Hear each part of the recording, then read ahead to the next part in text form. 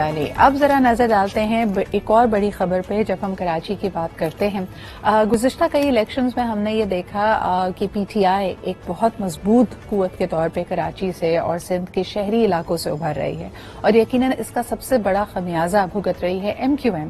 That has always been a very strong political force in these areas. خاص طور پہ اگر ہم اربن سندھ کی بات کریں، بڑے شہروں کی بات کریں، شہری سندھ میں ان کی ایک پولیٹیکل فٹ پرنٹ پچھلی کئی دہائیوں سے بہت اسٹرانگ رہی ہے. لیکن ہم نے یہ بھی دیکھا کہ جب ایم کیو ایم مختلف دھڑوں میں تقسیم ہو گئی اور منتشر ہونے کے بعد وہ فٹ ہولڈ ان کے پاس قائم نہیں ہے. اب ایک دفعہ پھر دیکھا یہ جا رہا ہے کہ ایم کیو ایم ایک طاقت بننے کے لیے تمام لوگ ایک ساتھ بیٹھنے کے لیے تیار ہو گئے. سب سے پہلے اس پہ آپ کو ایک رپورٹ دکھاتے ہیں، پھر فاروق ستار صاحب ہمارے ساتھ موجود ہوں گے، ان سے گفتگو بھی کریں گے. Let's take a look at this report.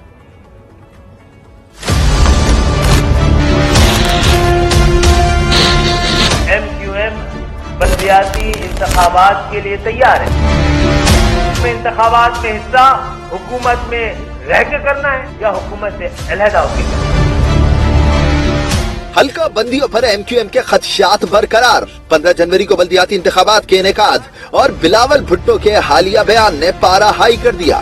رابطہ کمیٹی نے الیکشن کمیشن سے 15 جنوری تک نئی حلقہ بندیاں کرانے کا مطالبہ کر دیا. یہ مسئلہ حل ہوتا ہوا نظر نہیں آیا تو پھر ہم مجبور ہوں گے کہ عوام کی رائے ہموار کرنے کے لیے، ڈیلیمیٹیشن کو صحیح کروانے کے لیے، پری پول ریگنگ کو سڑکوں پہ آئیں، احتجاج کریں. کارکنوں کو اجلاس بھی بلا رہے ہیں، چیئرمین سمیت تمام لوگوں کو بلا رہے ہیں اور ان سے پوچھیں گے کہ اگر یہی صورتحال قائم رہی تو ہمیں انتخابات میں حصہ حکومت میں رہ کے کرنا ہے یا حکومت سے علیحدہ ہو کے کرنا ہے. خالد مقبول صدیقی کی زیر صدارت ایم کیو ایم رابطہ کمیٹی کے اجلاس میں حکومتی اتحادیوں سے رابطوں اور کرائی گئی یقین دہانیوں کا جائزہ لیا گیا. پریس کانفرنس میں ڈاکٹر خالد مقبول صدیقی نے کہا ایم کیو ایم انتخابات کے لیے تیار ہے، مگر حلقہ بندیوں پر روز اول سے تحفظات ہیں جن سے قبل از انتخاب دھاندلی ہو چکی ہے. اگر ایسا ہوا تو امن کیسے قائم ہوگا؟ ایم کیو ایم بلدیاتی انتخابات کے لیے تیار ہے. اس حلقہ بندیوں کے نتیجے میں پری پول ریگنگ ہو چکی ہے. جی جناب علی، سب سے پہلے تو یہ تمام چیزیں ایم کیو ایم کے حوالے سے آفٹر تھاٹس کیوں ہوتی ہیں؟ ہمیشہ ان کے ساتھ ہی بے وفائی کیوں ہوتی ہے؟ جو معاہدے کیے جاتے ہیں، جو وعدے ہوتے ہیں، ایم کیو ایم کے ساتھ کیے گئے وعدے وفا کیوں نہیں ہوتے؟ یہ میرا پہلا سوال ہوگا. فاروق ستار صاحب ہمارے ساتھ موجود ہیں، آئیے ذرا ان سے گفتگو کا آغاز کرتے ہیں. السلام علیکم فاروق بھائی. جی وعلیکم السلام. فاروق بھائی، ایک دفعہ یہ جیسے کہا جاتا ہے یہ تو آزمائے ہوئے لوگ ہیں، ان کے ساتھ ایک دفعہ نہیں کئی دفعہ آپ مذاکرات کے لیے میز پہ بیٹھے ہیں، کئی دفعہ حکومت میں شامل رہے ہیں. کیا وجہ ہے کہ جو باتیں جو وعدے کرتی ہے پاکستان پیپلز پارٹی یا کوئی بھی حکومت ایم کیو ایم کے ساتھ وہ پورے کیوں نہیں کرتی؟ پھر دیکھیں، یہ تو جو مین اسٹریم پارٹیز یا بڑی پارٹیز ہیں جن کے ساتھ ایم کیو ایم اس امید پر الحاق کرتی ہے کہ سیاسی اور جمہوری نظام کا تسلسل رہے اور ملک میں استحکام کو فروغ ہو. لیکن یہ تو ان جماعتوں پر منحصر ہے کہ وہ ایم کیو ایم کے ساتھ وفا کیوں نہیں کرتی ہیں. تو یہ ایم کیو ایم تو ریسیونگ اینڈ پر ہے، اور میں سمجھتا ہوں کہ یہ میرے اللہ کا شکر ہے کہ اب تک میری ایم کیو ایم پاکستان نے صوبے میں وزارتیں نہیں لی اور ابھی ہم ان کی حکومت کا حصہ نہیں بنے. اور میری رائے بھی یہی ہے، ابھی میں ایم کیو ایم میں ضم نہیں ہوا ہوں، وہ عمل چل رہا ہے، لیکن یہ صوبائی حکومت میں شامل نہیں ہونا چاہیے. اور اگر وفاق میں بھی ہم شامل ہیں تو ہمیں پی ڈی ایم کو as a one combined opposition پابند کرنا چاہیے کہ جو طے ہوا ہے اس پر عمل درآمد ہو. آرٹیکل 140 کی پٹیشن تھرو ہوئی، لیکن 2013 کے بلدیاتی قانون میں اب تک ترمیم نہیں ہوئی. اس پر جو ہے وہ سونے پہ سہاگا.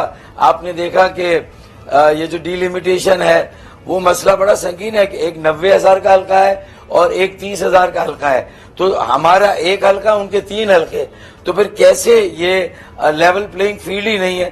تو میں سمجھتا ہوں کہ یہ جائز ایشو ہے. جی بالکل. اور لیول پلینگ فیلڈ کی اگر بات کی جائے، جب مارچ کے مہینے میں مارچ 2022 میں ایم کیو ایم جس بھی کیپیسٹی میں گزشتہ حکومت کے ساتھ ہی الگ ہونے کی، پی ڈی ایم میں شامل ہونے کے لیے کچھ شرائط رکھی تھی سینسس کے حوالے سے، حلقہ بندیوں کے حوالے سے، آپ اس وقت اشارہ دے رہے ہیں کہ صوبائی حکومت میں تو چلو شامل نہیں ہے، لیکن وفاقی حکومت میں بھی وزراء یعنی وزارتیں لینے کے معاملے پہ آپ نہیں سمجھتے کہ یہ ایم کیو ایم کی ساکھ کو ہمیشہ دھچکا پہنچاتی ہے؟ لوگ کہتے ہیں وزارتیں لے کے آپ اس حکومت کا حصہ بن جاتے ہیں، لیکن جو دیرینہ مسائل ہیں شہری سندھ کے اور ایم کیو ایم سے ریلیٹڈ وہ کبھی حل ہی نہیں ہو پاتے۔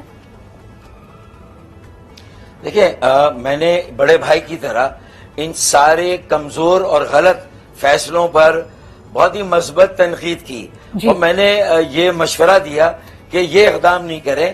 پی ٹی آئی کو چھوڑنا تھا تو پہلے چھوڑتے، 1 سال پہلے، جب آپ کے کسی مسئلے پر پی ٹی آئی نے بھی کوئی توجہ نہیں دی، کسی میگا پروجیکٹ پہ کوئی کام شروع نہیں ہوا، 1100 ارب روپے کا اعلان کیا، 30 ارب روپے کے 3 نالے صاف کیے، اور جب چھوٹے نالے صاف نہیں ہوئے وہ تینوں نالے پھر بھر گئے، اور 750 روپے بجٹ میں رکھے، اس میں سے بھی ایک ڈھیلا نہیں ملا۔ K4 65 کروڑ گیلن اضافی پانی روزانہ، اس میں کوئی پیش رفت نہیں، سرکولر ٹرین کوئی پیش رفت نہیں، کچرا اٹھانے گٹر ابل رہے ہیں، سیوریج کا نظام اس میں کوئی پیش رفت نہیں۔ تو جب کوئی مسئلہ حل نہیں ہوا تو پہلے چھوڑتے، وزارتوں سے باہر آتے، حکومت کو سپورٹ کرتے، حکومت کو نہیں گرنے دیتے، اور اگر الگ ہونا ہی تھا 4 سال بعد بھی تو ووٹ آف نو کانفیڈنس میں آپ نہ جاتے۔ جو 20 پی ٹی آئی کے ایم این اے سندھ ہاؤس میں بیٹھے ہوئے تھے انہیں ووٹ ڈالنے دیتے۔ آپ اپنے اوپر یہ بڑا ہے، دیکھیں ہمارا ووٹ بینک ناراض ہوا، اور میں نے تو خود کہا تھا کہ انا للہ و انا الیہ راجعون، نکاح پر نکاح پڑھ لیا، یہاں وزارتیں وہاں وزارتیں، یہاں اقتدار وہاں اقتدار۔ اس پالیسی کو ہمارے ووٹ بینک نے پسند نہیں کیا۔ عوام کے مسائل جوں کے توں وہیں کے وہیں ہیں، تو ہمیں عوام کے مسائل کے لیے کوآپریشن کرنا چاہیے، ساتھ دینا چاہیے، لیکن وزارتوں، اقتدار، ایڈمنسٹریٹرشپ، ان ساری چیزوں سے ہمیں بچنا چاہیے۔ بالکل صحیح فاروق صاحب، ابھی جو ہم رپورٹ چلا رہے تھے اور خالد مقبول صدیقی صاحب کی جو مختلف سٹیٹمنٹس اور گفتگو میڈیا کے ساتھ آ رہی ہے، اس میں ایک بات انہوں نے بڑی واضح کی، حلقہ بندیوں اور مختلف اسی طرح کی اسی نوعیت کے اختلافات اور چیلنجز کی نشاندہی کرتے ہوئے انہوں نے کہا یہی صورتحال رہی تو امن کیسے قائم رہے گا۔ آپ جانتے ہیں کہ ماضی میں بھی ایم کیو ایم پہ اس بات کا ملبہ گرتا رہا ہے، بد امنی کے مختلف اس کے اوپر الزامات لگتے رہے ہیں۔ یہ سٹیٹمنٹ آپ کے خیال میں کتنی ذمہ دارانہ تھی؟ ایک دفعہ پھر اسی طرح کی باتیں ہونے لگیں گی، ایم کیو ایم کے اوپر الزامات لگیں گے؟ کراچی تو دیکھیں ویسے بھی ایک میلٹنگ پاٹ ہے، کثیر المذاہب، کثیر المسلکی اور کثیر اللسانی اور کثیر اللسانی، ایک فریگمنٹڈ سٹی ہے نا، پہلے ہی ولنریبل ہے، اس رسک پر ہے، فریجائل ہے۔ اگر اس کی مختلف اکائیوں کو، اس میلٹنگ پاٹ کو میلٹ نہ ہونے دیا گیا، اس میں جیلنگ نہ ہوئی، اور 90,000 کا ایک حلقہ ہوگا اور ایک حلقہ 30,000 کا، تو پیپلز پارٹی کے ڈومینیٹڈ ایریاز 30,000 کے حلقے ہیں، اور ایم کیو ایم کے ڈومینیٹڈ حلقے جو ہیں وہ 90,000 کے۔ تو اگر لیول پلینگ فیلڈ نہیں ہے، ان ایوننس ہے، 140A کے تحت پورے سندھ کے بلدیاتی اداروں کو کوئی اختیار نہیں، کوئی وسائل نہیں ہے، اور ساری صوبائی خود مختاری کی آڑ میں، مصنوعی جو اکثریت آبادی کی اس کی آڑ میں جو زیادہ سیٹیں صوبائی اور قومی ہیں، اس پر وزیر اعلیٰ اندرون سندھ سے آتا ہے۔ لیکن چلیں 75 سالوں 70 سالوں سے ہم اس کو برداشت کر رہے ہیں، یہ ایک سیاسی معاملہ ہے، لیکن یہ کب تک ناانصافی ہوگی کہ پورے ملک سے آبادی کا انخلا کراچی میں ہو، پوری دنیا سے آبادی کا انخلا کراچی میں ہو، پھر بھی 40 60 40 70s کے ڈیکیڈ فاروق بھائی جن کے ساتھ اس وقت کی حکومتی سیٹ اپ میں آپ شامل ہیں، ان کے تو مفاد میں یہ ساری چیزیں بقول آپ کے، اور ایسا لگتا ہے وہی آپ نے شروع میں جیسے بات کی، why is M Q M on the receiving end? جب ایم کیو ایم کے پاس کراچی کا، شہری سندھ کا ووٹ موجود ہے اور لوگ ایم کیو ایم کی سیاست کو پسند کرتے رہے ہیں اور ہمیشہ سمجھتے ہیں کہ ایم کیو ایم کراچی والوں کے لیے، شہری سندھ کے لیے آواز اٹھائے گی، تو پھر ایم کیو ایم اپنے آپ کو اتنا کمزور کیوں سمجھتی ہے؟ اور اب جبکہ دوبارہ یکجا ہونے لگی ہے، آپ یہ بتائیے کہ جو تمام مسائل آپ نے کہے، اس کا حل کس کے پاس ہے؟ اگر سندھ میں حکومت بنتی ہے آنے والے الیکشنز کے بعد پاکستان پیپلز پارٹی کی، تو کیا آپ یہ مسائل حل کر پائیں گے ان کے ساتھ؟ سب سے بڑی بات تو یہ کہ جب حلقہ بندیاں ہو رہی تھی نومبر 2020 اور ہم نے اپریل میں جا کے ہائی کورٹ میں کیس کیا، تو یہ بھی میرے بھائیوں، میرے ساتھیوں کی اس میں تھوڑی سی غلطی ہے۔ ہائی کورٹ نے بھی سوال کیا تھا کہ اب آپ اتنی تاخیر سے کیوں آئے ہیں؟ सुप्रीम कोर्ट का झुकाव है हमारी तरफ, जी। तो सुप्रीम कोर्ट को मैं समझता हूं कि लीड लेनी चाहिए और ये हल्का बंदियों की नाइंसाफी को फौरी खत्म करे। सेक्शन 10A मौजूद है, उसके तहत फिल फॉर नई हल्का बंदी हो सकती है। जहां 90,000 पर हल्के हैं उनको 2 में तकसीम कर दें, सीटों में इजाफा कर दें, तो मेरे ख्याल में एमक्यूएम का मसला एड्रेस हो जाएगा। सही। और इसमें थोड़ा सा ताखिर होगी इलेक्शन में और इलेक्शन हो जाएंगे, तो मेरे ख्याल में ना हिंग लगे ना फिटकरी और रंग भी चौखा, तो मेरे ख्याल में रियासती इदारों के पास हल है। लेकिन और ये रंग हमने देखा अभी इस्लामाबाद में ये रंग नहीं आया फारूक भाई। इस्लामाबाद हाई कोर्ट के कहने के बावजूद अभी 7 दिन के बाद मुतवक्के है कि यूसीस के इलेक्शन होंगे, और थोड़ी देर कबल जो हम इलेक्शन कमीशन ऑफ पाकिस्तान के हवाले से बात कर रहे थे, आप तो फिर अगेन सिंध और पंजाब में बल्दियाती इंतखाबात होना एक बहुत बड़ा सवालिया निशान है। मुझे ये बताइए, फास्ट फॉरवर्ड हम जब भी कौमी इलेक्शंस की तरफ जाते हैं, क्या एक दफा फिर आप बिकॉज आपने जिस तरह का आप एक मंझे हुए सियासतदान है, एक बड़े भाई की हैसियत से आपने एमक्यूएम को कुछ मामलात के ऊपर सलाह भी दी, पीटीआई के साथ कोई मुस्तकबिल है एमक्यूएम का? अब मैं समझता हूं कि सिर्फ पीटीआई नहीं, एमक्यूएम के सारे धड़ों का इंतजाम इंशाअल्लाह हो जाता है, तो फिर हमें इसको कायम भी रखना है, क्योंकि फेलियर इज नो ऑप्शन। पहला स्टेप ये। फिर 3.5 करोड़ की आबादी के लिए ये जो यकजहती और इत्तेहाद वाली इंतजाम वाली एमक्यूएम भी काफी नहीं है। पीटीआई, टीएलपी और जमात इस्लामी जिसने मेहनत की है, हमें उनके साथ भी इश्तराक अमल वसीतर मफाहमत करके कराची के लिए आर्टिकल 140 से उसकी सुप्रीम कोर्ट से जो मेरी पिटीशन मंजूर हुई, जो कानून है 2013 का बल्दियाती, उसमें तरमीम के लिए एहतजाज भी साथ करना होगा, धरना भी साथ देना होगा, अदालत में तौहीन अदालत के लिए भी साथ जाना होगा, इलेक्शन कमीशन में भी साथ जाना होगा, सुप्रीम कोर्ट में भी साथ जाना होगा, और मेरे ख्याल में हमें सारे मुंह साथ बनाने होंगे। आर्टिकल 160 के लिए वसाइल में अपना हिस्सा लेने के लिए भी साथ जद्दोजहद करना होगी। कोई एक जमात कराची के जुमला मसाइल का हल नहीं है, चाहे वो जुड़ी हुई और जो एमक्यूएम है, मुत्तहिद एमक्यूएम भी इसका हल नहीं है।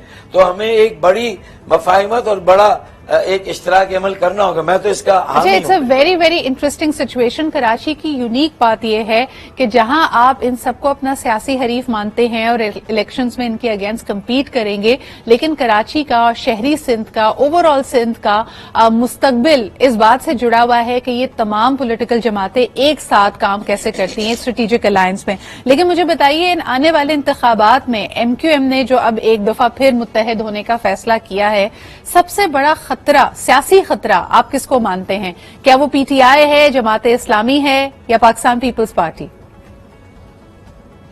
देखिए, आप अगर मतलब ये कि किसी एक्सटर्नल फैक्टर को भी ले लेना, तो एक जमाने में जमात इस्लामी के मेयर्स आते थे, जमात इस्लामी नंबर 1 पार्टी थी।